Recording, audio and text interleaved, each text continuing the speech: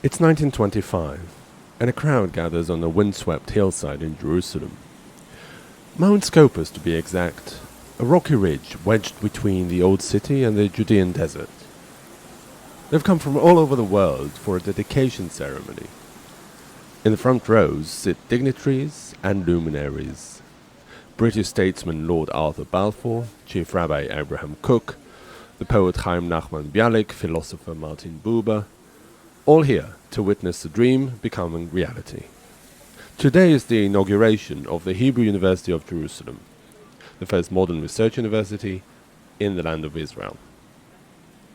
The founders of this university dreamed big. They wanted a world-class research hub that was also deeply connected to the Jewish people's heritage. Not a carbon copy of a European university, and not a religious seminary either. Something unique, blending ancient wisdom with modern science. I recently took a stroll through the Mount Scopus campus with historian Professor Asaf Zeltzer, who showed me the very first institute established here.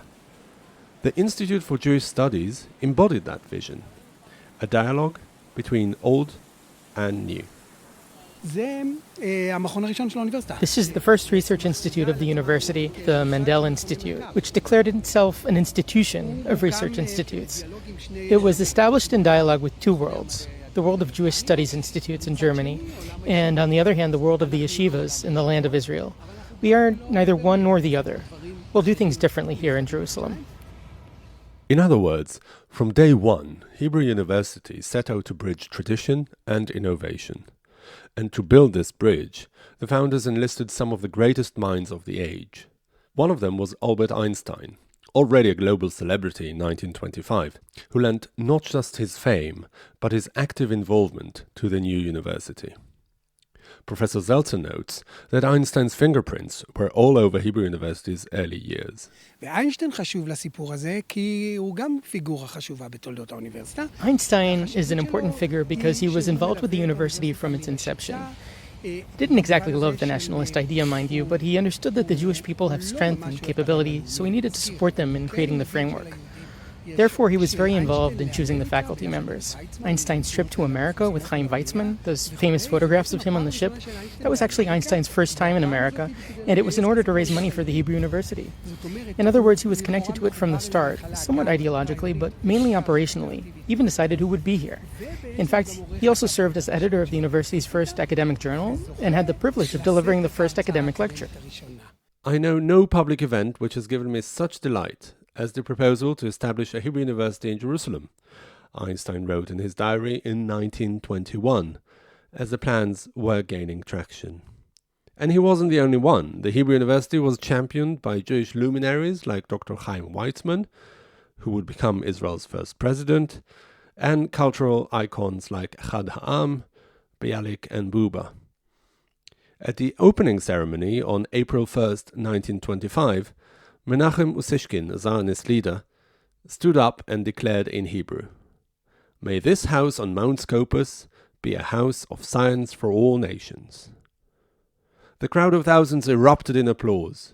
It was as if they understood that this moment was bigger than any one community.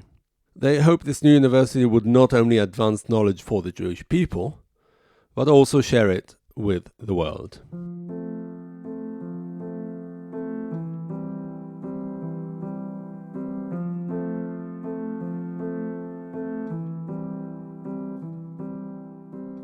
Welcome to The View from Mount Scopus, a podcast from the Hebrew University of Jerusalem. I'm your host, Gilad Halpern. And in this series, we blend the past and present, much like the founders intended. In each episode, we'll travel through time, from the university's history to its latest innovations. In this first episode, we're focusing on food and agriculture. Nearly a century after that inaugural ceremony, the Hebrew University's original vision of combining knowledge with real-world impact is still driving groundbreaking work, especially when it comes to feeding a growing population. From the very beginning, the people building the Hebrew University knew that science had to address practical needs. Nowhere was this more true than in agriculture. In the 1920s, the idea of making the desert bloom wasn't just a metaphor. It was literally about survival. If a new Jewish community and a future state was to take root in Palestine, it would have to find ways to grow food in harsh conditions and use every resource wisely. And indeed, not long after the university's founding, a dedicated faculty of agriculture was established to do exactly that. To the Hebrew University School of Agriculture. The importance of this school to a community who must wrest a living from the soil cannot be overemphasized. Here you see students in the gardens of the School of Agriculture and at the research station of the Jewish Agency.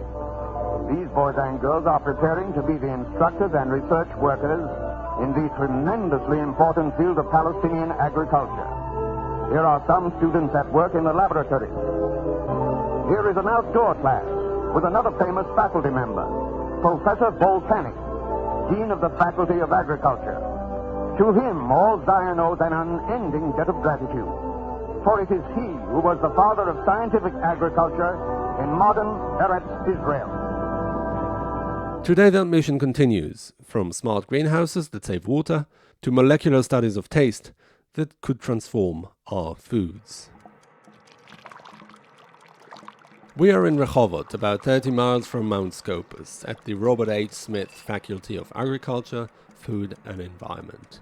We're standing in what looks like an ordinary greenhouse. Sunlight filters through the plastic roof, long aisles stretch from one end to the other, but upon closer inspection it is actually a laboratory. Rows of plants, tomatoes, wheat and what have you, sit in high-tech containers wired with sensors. The air is warm and humid, you can hear water pumps and the hum of ventilation fans. Food security, a growing concern as the climate crisis continues to bite, is what researchers here and their technology are seeking to ensure. The man showing us around is Professor Menachem Moshe Leon, an expert in plant molecular physiology. He's surrounded by graduate students and young researchers, but he's clearly in charge and clearly passionate about plants. My name is Menachem Moshe Leon. I'm a researcher at the Faculty of Agriculture of the Hebrew University. Our lab is focused on understanding how plants respond to their environment. When you study agriculture, especially crops, you want to understand what is the optimum environment where they react. Of course, in this environment, they will respond the best and produce the best. Plants, in fact, sensing their environment every minute. They sense the light, the CO2, the water. They know if they have affected by diseases. And what we try to understand is first what the plant sense, and when we understand this, we will try to improve the plant, or their condition, or genetically the plant themselves. How is what you're doing different from modern agriculture? I mean, the fact that there are greenhouses and controlled agriculture, this was in a way a mechanism to cope with everything that you said about stress. Absolutely. Modern agriculture, we have it for years. But it's like modern medicine, right? You go to the pharmacy today and you get a pill. But we get the same pill, my wife will go get the same pill. And in the recent years, we talk about personalized medicine, right? So in the recent years, we understood that, okay, we can sell a pill that will be on average fit to all, but it's much better to give each one its own medicine based on its own DNA. And this is something that starts happening, right? People start to get different pills, different medicines based on their own specific genetics and specific physiology. And this is much better. And this is exactly what we try to do. Of course, there are fields and greenhouses, but it's not optimum, it's average. And on average, you get a good results. But we want to get to the personalized level. Think about it. Every minute, a plant is checking how much sun, water, and nutrients it's getting, like a silent conversation with its surroundings. Professor Moshe Leon's team wants to eavesdrop on that conversation and then use it to help plants thrive. Here, in the greenhouse, he and his students have built a system to do exactly that. It's essentially a stress test for plants, a bit like a treadmill stress test is for a human heart. But in this case, they can stress the plants with drought, heat, salt in the soil, even diseases, all in a controlled, data-tracked way. Menachem shows me a cluster of instruments attached to a row of potted plants, tubes, sensors, and a computer interface. So this is our functional phenotyping system. What you can see here, this funny looking apparatus is called a lysimeter or weight scale. This system belonged to a company named Plant Array. It's an Israeli company that actually developed this phenotyping system that enables you to measure the plant's response to the environment. You can see this nice pepper plant. You see, this is a commercial plant. You can buy this in the market. You can touch it. It Looks like a pepper. it is a pepper. And it's the same variety. It's called Canon. It's the same variety that grows now in the Arava. We grow the exact same cultivar as the farmers because we want to understand exactly the real problems of a farmer. So this greenhouse that we're standing now is actually a simple greenhouse. As you see, no artificial light, no artificial temperature, because these are the exact conditions that the farmer grows. Now, here you see all this array of plants, all of them being monitored all the time using this plant array system, and you see these sensors that we saw in the lab first. These are now measuring and transducing all the data to our computers. So all the data is being collected to this computer. You can see this is the computer that controls the system, irrigate the plants. Everything is fully automatic. Each plant gets exactly the amount of water and mineral we want it to get. And we get the data back. This comes from the floor system, and all the other sensors actually measured via this system here. So all together we collect all of the data, and it's combined directly to the internet, and we can actually see it from the office. So we don't have to literally be here. We can get all the data from the cloud. So we get all the physiological profile of the plant from one end. We see how much transpiration it does. We can see how much it grows. We can see if it was well irrigated or not. So we get all the data, and we can control it. So we can say, hey, let's give them drought, or let's put some salinity in the solution, or let's do whatever we want to do. Let's change the velocity of the fans or the temperature in the greenhouse. This is for the data, and from the other end, we get the data and put it in machine learning tools, so to get some knowledge out of this data. So about these 30-something pepper plants that we have here, like what sort of thing did you change and what did you do? In this plant, we just changed temperature and humidity. In the greenhouse we're going to see now, we also change nutrients, drought, salinity. And in the greenhouse of Shani, we actually infect the plants deliberately with some diseases we get from Dr. Shai Scopus' lab. He is a professional scientist, expert in diseases. So we just give us the disease, and we infect the plants deliberately, so we can understand how the plants really respond to a known disease. Shani Friedman is one of Menachem's PhD students who joined us on that day. I'll let her introduce herself. Hi, my name is Shani. I'm a PhD student at Menachem's lab. Very early on in my agriculture studies, I understood how plant diseases are a huge impact on economy and agriculture. So much money is spent into pesticides and management and inspecting the plants and making sure the yield is good. So I really wanted to integrate plant diseases with my PhD. And I came to Menachem. He's a physiologist of the plant. I asked him, can we do something with plant diseases? And he's open-minded, and he said yes. So we started using Menachem's system, the plant array that you'll see soon, to monitor plant diseases. And what we found that the system can very early on detect diseases, even before what was used traditionally, that visual symptoms. So we understood that very early on, we can detect the disease by physiological parameters before visual symptoms appear. Usually people come to the field and see the leaves are wilting, or there's spots on the leaves, or something is going on with the plant. But we could find physiological symptoms like increase in transpiration and increase in growth. And this happened much before the visual symptoms. And this can help also manage the disease, also isolate the diseased plant, And additionally, we found that we can quantify the disease, meaning we can tell you how stressed the plant is and how severe is the illness or how much susceptible is the plant. This is a huge tool that we can use for also research in agriculture and also agro-industry. This kind of early warning system could save farmers millions by stopping diseases before they even spread. And it's not just about catching problems early, it's about making every drop of water count. Nir Averbuch, one of Professor Moshe Lyon's PhD students, explains. Hello, my name is Nir Averbuch. I'm a PhD student in Menachem Moshe Lyon lab.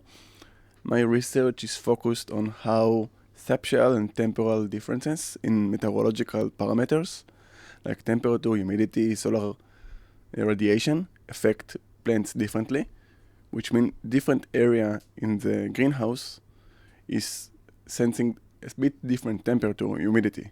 From one end to the different side, there could be almost 8 degrees difference in the midday. So the plants, as Menachem said previously, sensing different atmosphere. Those react differently. And we're trying to capture that and understand how much water they will evaporate at different times of the day. How do they react differently? There is a special part in the plant called stomata. The stomata is area in the plant that can close and open gate, let's call it. And through this area, it can evaporate water. So when plants sense higher temperature, they can close and open the stomata. So plants which are in cooler area might stay open, and plants that are in hotter area can close the stomata because they are sensing, let's say, danger or stress. Essentially, each plant has a gate that controls how much water and carbon dioxide it takes in. Understanding how this gate works is critical to figuring out how plants survive droughts or heat waves. Israel is a country that's over 60% desert, with scarce water and tough soil. From its early days, it had to innovate to grow food. Drip irrigation, hybrid crops, water recycling. What Professor Moshe Lyon and his team are doing in this greenhouse is an adaptation of that story to the 21st century. To the encroaching effects of climate change, the dwindling of open spaces due to population growth. When the Faculty of Agriculture was set up, the leaders of the Jewish community in Palestine, David Ben-Gurion and others, were taught that the country could feed up to 1 million people. Today, thanks to all the scientific innovation, it can feed close to 10 million. And the impact goes far beyond Israel's borders. The data and discoveries from this greenhouse are being shared with scientists and farmers worldwide, from California to India. Anyone facing climate stress on their crops. The Faculty of Agriculture basically is a biology faculty, right? We study the very basic mechanism of life from plant, animals, and so on and so forth. But in the end, we go one step further. We go to the applicative step. This is why so many seed companies start from this, irrigation companies. Food companies, the cultivated meat, milk, some of those started here because you have to really understand the cell biology and the biochemistry and the physics of things. But then the research say, hey, I have an idea. Maybe we can make some patent out of it. And I think Faculty of Agriculture is one of the faculty that has more patents because we are very close to the applicative side. Because we work with problems, many of us work with problems of the day-to-day, right? You see the problem, you have the tools to understand it scientifically, and many times you can step one step forward and try to go to the applicative way. Also, the research you heard here, I think Shani's dream is to develop some way of early detection of disease. Maybe Nir's one is to develop a self-irrigated or individual irrigated system that can irrigate each plant by its need. Maybe it sounds futuristic, but this is what we're aiming for. After walking through rows of quietly breathing plants and listening to the greenhouse's hum, we step outside into the sunshine. It's time to zoom in from the scale of fields and crops to the personal scale of flavor, of taste. Our next story takes us from the greenhouse to the kitchen, and from agriculture to gastronomy. But first, A word from our sponsors. The view from Mount Scopus is made possible by American Friends of the Hebrew University. Established in 1925, AFHU has provided over a century of partnership and support to Israel's leading institution of higher learning. To learn more, visit afhu.org.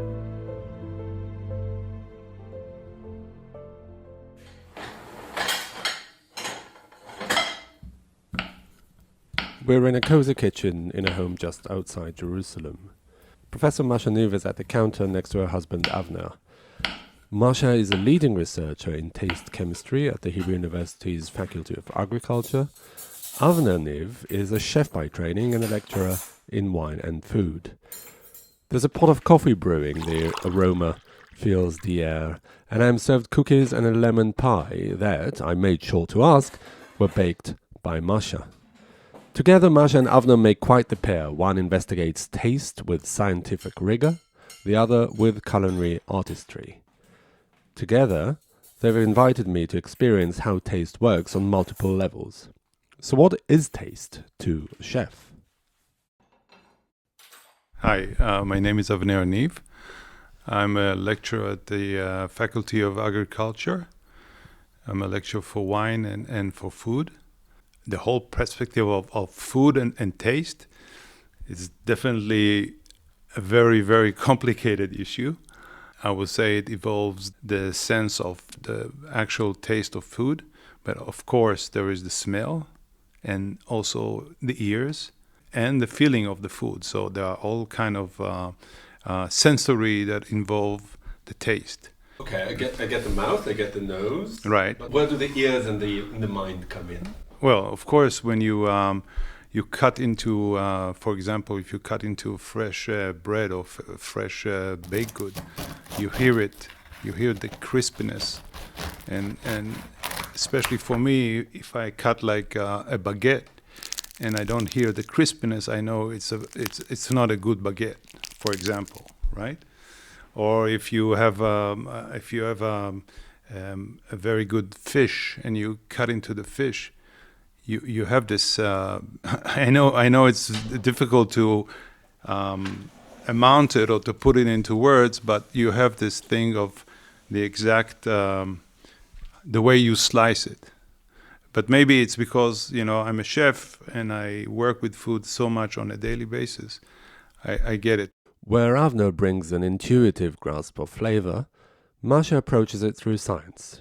She pours us each a cup of tea fresh out of the garden and explains that even something as familiar as coffee is chemically very complex. There are some things that are more simple, that they really have like a few key components that define the taste. Coffee is very complicated. So coffee, for example, there are like over 400 different compounds that contribute to its taste. 400 compounds in a cup of coffee, and that's just one beverage.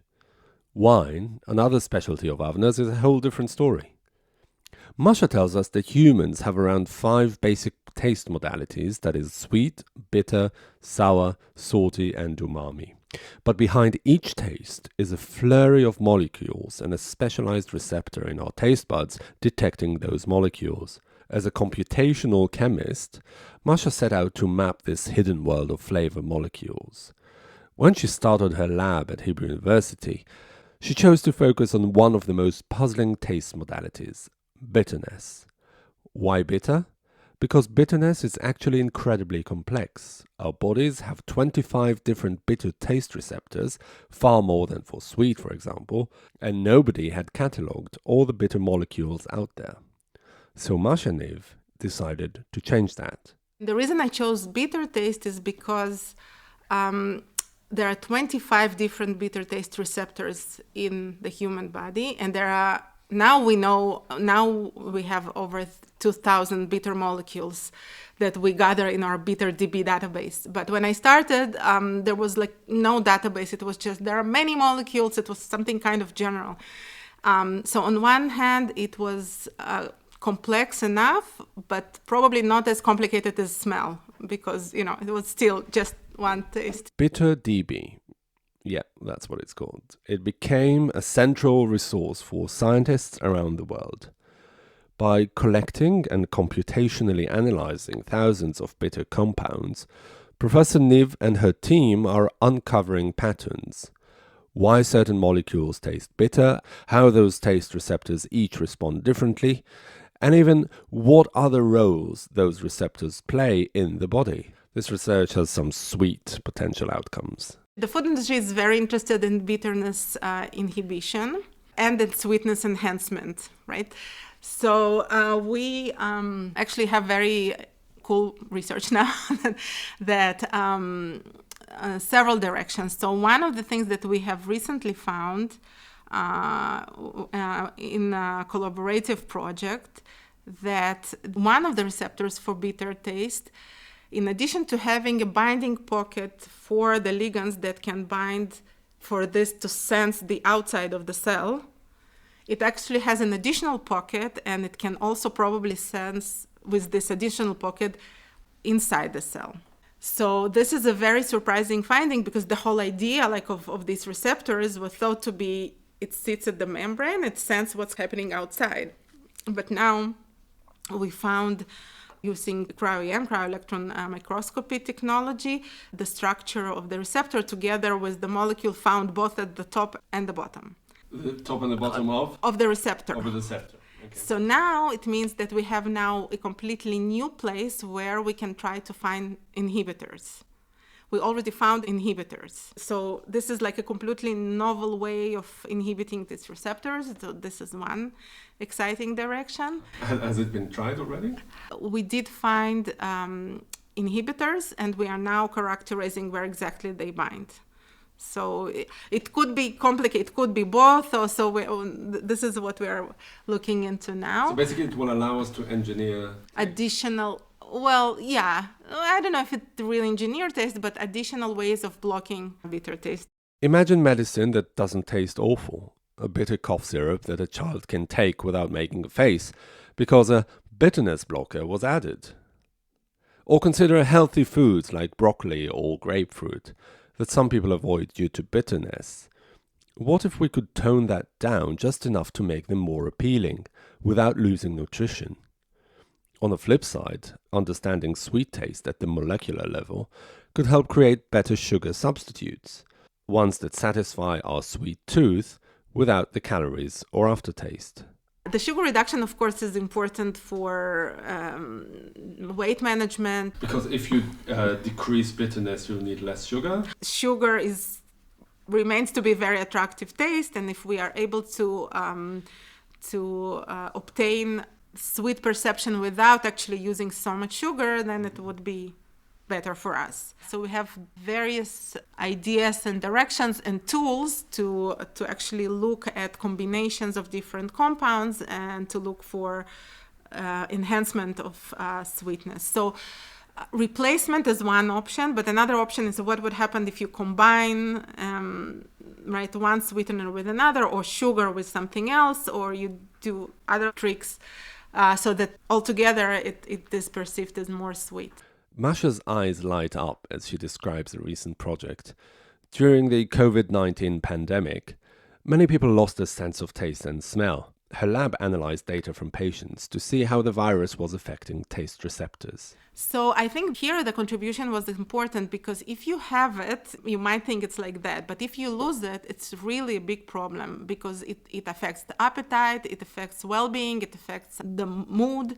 And I think especially in this case, to really ring the bells and say, no, it's a real problem that really affects people's lives. And it should be treated as such. And I think in this we did contribute to kind of, bringing in and publishing several papers, and really documented also how broadly. In the first paper, we held 40,000 participants worldwide, and it really put it on the table. It's a really big survey with a lot of people being affected. But there are cultural differences, because in Italy and France, it was clear to everyone that it's very important. Like, there was no question about it, right? In Israel, it was different. In Israel, you had to convince, no, that person is really suffering. I'm sure in Russia it would be also like that. Okay, so you don't have, so what's the problem? Speaking with Masha and Avner, you get the sense that taste is this beautiful intersection of art and science. One moment, Avner is describing the perfect balance of flavors in a gourmet dish. The next, Masha is describing the receptor binding affinities of a bitter compound. And it all connects. Each new discovery in Masha's lab could influence what ends up on our plate in a few years. Each chef's insight, like Avner's, can and often does spark a new scientific question. I think for the food industry, it's of course crucial, right? We did like a large big data analysis of reviews that people submitted on Amazon food products and iHerb food products. So it was like a million of reviews, and in 60% of these reviews, words related to taste appeared, and then texture-related words, and then only later like price and things like this. So for food industry, it's really life-saving for them, right? Like, it's really important. Way before Israel became known as the startup nation, it was the farming nation. The first physical expressions of Zionism in the late 19th century were agricultural settlements like Rosh Pina and Zichron Yaakov, and even Rehovot itself, once a powerhouse of the citrus industry. Agricultural know-how has for decades been a major Israeli export, and today, combined with cutting-edge technology, it continues to be a big draw for people from across the developing world who come here to learn how to grow more for less. A group of students stand in a field of tomatoes in Rehovot, but they hail from all over the globe: Nigeria, India, Vietnam, Guatemala, you name it. They are part of the Hebrew University's International School of Agricultural Sciences, a program that started in the late 1980s with a simple but powerful idea: share Israel's agricultural know-how with countries that need it. Every year, dozens of professionals and postgraduates from Asia, Africa, Latin America and Eastern Europe come to the Faculty of Agriculture to study everything from desert irrigation and sustainable horticulture to agribusiness and food security. Classes are in English, and there are hands-on internships on Israeli farms. And when these students return home, they carry more than just a diploma. They carry tools and techniques that can transform their communities. Over the years, alumni of the program have gone on to do amazing things. We've seen graduates start water-saving irrigation projects in drought-prone regions of Africa, introduce high-yield crop varieties in villages in Southeast Asia, and rise to leadership positions in their home countries. What's beautiful about all this is how it all circles back to the Hebrew University's founding vision. Remember Usishkin's hope in 1925 that the university on Mount Scopus would be a house of science for all nations? This international agriculture program is exactly that in action. Even Albert Einstein, when he traveled to raise funds for the university, spoke about it becoming a center of learning for all peoples. A century later, those words are coming true in ways that he probably never imagined. We return now to where we began, Mount Scopus 100 years ago. It's fascinating to think of those early visionaries, scientists, scholars, leaders, standing on this hill in 1925, looking out over Jerusalem and dreaming of the future. They hoped for a university that would produce world-class knowledge and also solve real-world problems. They hoped it would draw people from around the world and serve all of humanity. Did they imagine greenhouses controlled by computers to conserve every drop of water?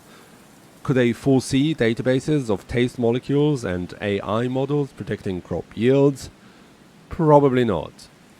But they did set in motion the culture that made those things possible.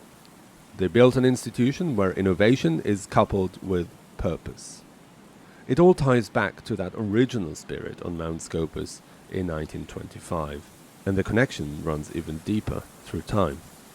And Albert Einstein, who helped launch the university, in the end, he offered one final gift to the institution that he helped create. איינשטיין יחזור אל האוניברסיטה רק בצוואתו. Einstein returned to the university in his will when he bequeathed all of his intellectual property to the university, which became the owner of his archive. Indeed, to this day, the Hebrew University is home to the Albert Einstein archives. Thousands of documents, letters, and notebooks from one of the greatest minds in history, entrusted to this institution. It's a powerful symbol. The man who helped envision this university left his legacy in its safekeeping. It's as if he knew that future generations of students and researchers here would carry on the work of discovery. Standing on Mount Scopus now, you can visit the original inauguration site. It's quieter these days. The wind still blows, the view of Jerusalem is still stunning. If you close your eyes, you can almost hear the echoes of that dedication ceremony, the hopes and prayers spoken for this house of science. Those hopes have been realized in so many ways as we've journeyed from 1925 to today's cutting-edge research. But the story isn't over, it's ongoing. The view from Mount Scopus is always changing with new ideas.